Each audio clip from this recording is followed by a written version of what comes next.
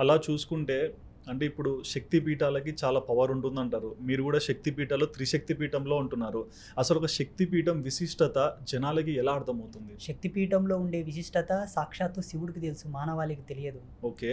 శివుడికి తెలిసే భూమి పరివర్తనంలోకి వచ్చి, భూగోళం పరివర్తనంలోకి వచ్చి, భూమి మీద జీవం యొక్క విస్తరణ జరిగినప్పటి నుంచి సమ్ క్రోర్స్ ఆఫ్ ఇయర్స్ నుంచి కూడా శక్తిపీఠాలు ఉన్నాయి. హ్మ్. కానీ ఇప్పుడు ఆ శక్తిపీఠాలకే సరి అయిన మర్యాదలు లేవండి. నేను ఈ మధ్యలో చాలా శక్తిపీఠాలను చూస్తున్నాను. ప్రసిద్ధ దేవాలయాలన్నీ కూడా డెవలప్డెడ్గా ఉన్నాయి. పెద్ద పెద్ద రాజగోపురాలతో, శిఖరాలతో, బంగారు తొడుగులతో ఉన్నాయి. హ్మ్.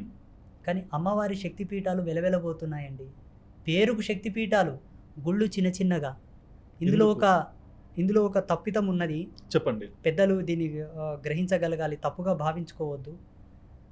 మత పరంపర ప్రాతిపదిక మీద గుళ్ళను డెవలప్ చేసుకుంటూ వెళ్ళారు, కానీ దైవం యొక్క విశ్వాసం మీద ఎవరు డెవలప్ చేయలేకపోయారని నేను అనుకుంటున్నాను. ఇప్పుడు శైవ మత పరంపరకు చెందిన పెద్దలందరూ కూడా శివాలయాలు డెవలప్ చేశారు. హ్మ్. వైష్ణవ మత పరంపరకు సంబంధించిన వాళ్ళందరూ విష్ణు ఆలయాలను డెవలప్ చేసుకుంటూ వెళ్ళారు. అమ్మవారి యొక్క శక్తి పీఠాలను ఎవరు పట్టించుకోలేదు అని నేను అంటున్నాను. ఇప్పుడు ఒక దేవీ దాసుడిగా, అమ్మవారి భక్తుడిగా